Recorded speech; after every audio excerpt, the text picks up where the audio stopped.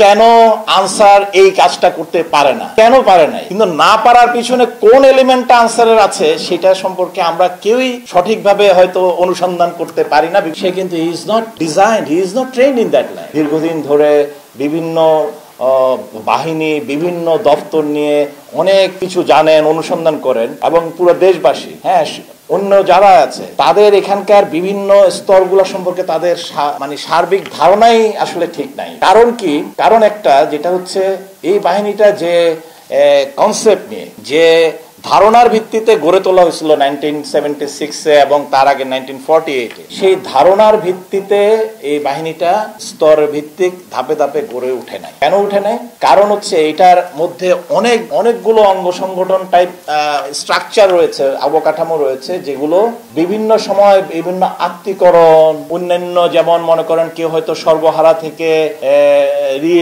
Rehabilitation হচ্ছে, সেগুলোকে accept করা, তারপরে হিল ট্র্যাক্সে যারা আছে তাদেরকে এটার মধ্যে অ্যাডজাস্ট করা, এইটা দীর্ঘ 30-40 বছর ধরে এই কাজগুলোই বেশিরভাগ হয়েছে। যখন এই আত্মীকরণ করতে গিয়েছে, যে বাহিনীর যে বিভিন্ন এলিমেন্টগুলোর যে পরিচয়, টাস্ক এবং মিশনের সাথে মিলিয়ে প্রত্যেকের যে সুনির্দিষ্ট কাজ, সেই সুনির্দিষ্ট কাজ অনুযায়ী তাদের যে জনগণের সেবার জায়গাটাতে, সেই জায়গাটায় আমরা দৃশ্যমান হতে দেখিনি। আপনারা যারা আছেন তারা এক এক সময় এক এক ভাবে দেখেছে। হয়তো এই কমব্যাট পড়া যারা কিনা আমাদের ব্যাটালিয়ন আনসার, তাদেরকে একভাবে দেখেছেন, আর ওদিকে অঙ্গীভূত আনসারদেরকে আরেকভাবে দেখেছেন, আবার ওদিকে উপজেলা কোম্পানির যারা আছে তাদেরকেও দেখেছেন, আবার ওদিকে ভিডিপিকেও দেখেছেন। এতগুলো আমাদের যে এলিমেন্ট, প্রত্যেকটা এলিমেন্টের কিন্তু অ্যাকচুয়ালি সুনির্দিষ্ট একটা ধারণা ভিত্তিক, কনসেপ্ট ভিত্তিক এটা গঠিত হয়েছে। সেই জায়গাটা যেহেতু পরিষ্কার না হওয়াতে, এটার সেই পরিচয়টা সুনির্দিষ্ট না হওয়াতে আমাদের মধ্যে এই বিভ্রান্তিটা তৈরি হয়।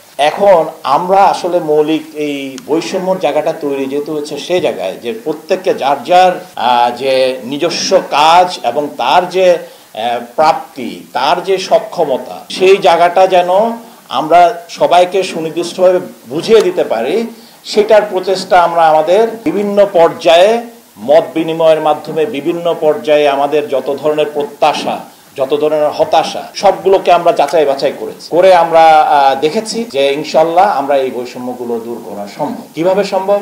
মূলত আমাদের ব্যাটালিয়ন আনসার আজকে পর্যন্ত, এই যে গত কালকেও যে আপনাদের মধ্যে একটা ধারণা হয়েছে যে কেন আনসার এই কাজটা করতে পারে না, কেন পারে নাই, সেই জায়গাটা সবার প্রশ্ন, কেন পারে নাই, কিন্তু না পারার পিছনে কোন এলিমেন্টটা আনসারের আছে সেটা সম্পর্কে আমরা কেউই সঠিকভাবে হয়তো অনুসন্ধান করতে পারি না, বিকজ আমার কোনো ধারণা নেই। তো সেই জায়গায় আমি বলবো যে আমাদের যারা ব্যাটালিয়ন আনসার আছে তারা হচ্ছে বাংলাদেশের পদাতিক বাহিনীর মতোই প্রশিক্ষিত, পদাতিক বাহিনীর মতো তাদের কাঠামো, পদাতিক বাহিনীর মতো তাদের বিভিন্ন কাজ, দায়িত্ব এবং কর্তব্য। যেটা আপনারা সবচেয়ে বেশি দেখতে পান আমাদের পার্বত্য চট্টগ্রামে যে সন্ত্রাস দমন অভিযানগুলো হয়, সেই জায়গায় তারা এই দায়িত্বটা পালন করে।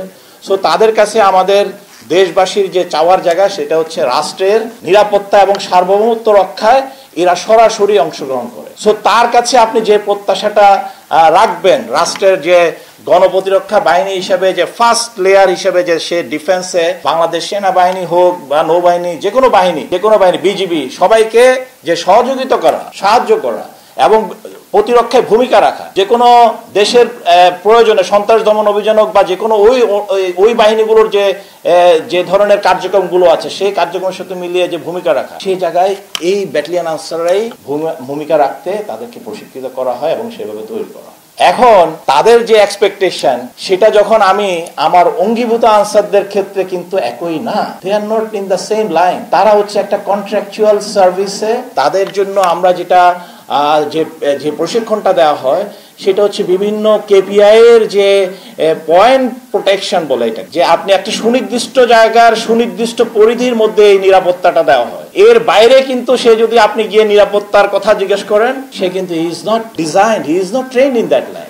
তাদের সেই জায়গায় যে অঙ্গীভূত আনসারদের সেই পয়েন্ট সিকিউরিটির যে জায়গাটা, সেই জায়গাটায় কিন্তু আমরা তাদেরকে আমাদের সামনে বেশি দেখতে অভ্যস্ত। তাদেরকে দিয়ে আমরা আনসারকে মূল্যায়ন করি, তাদেরকে নিয়েই কিন্তু আমরা সচিবালয়ে সে 25 আগস্টে পুরো আনসার বাহিনীকে মূল্যায়ন করেছি। আসলে কিন্তু তা এই জায়গাটাই হচ্ছে অঙ্গীভূত আনসারদের, যেটার সংখ্যা আমি বলেছি আমাদের অ্যাট দ্য মোমেন্ট অঙ্গীভূত হয়ে আছে অ্যারাউন্ড 52,000-এর চেয়ে একটু বেশি। বাট আমাদের ট্রেনিং সমাপ্ত করা হয়তো আমাদের প্রায় 60 to 70,000 প্রশিক্ষণ নেওয়া আছে। They are ready to be embodied any time, যে কোনো সময় তারা অঙ্গীভূত হওয়ার জন্য প্রস্তুত।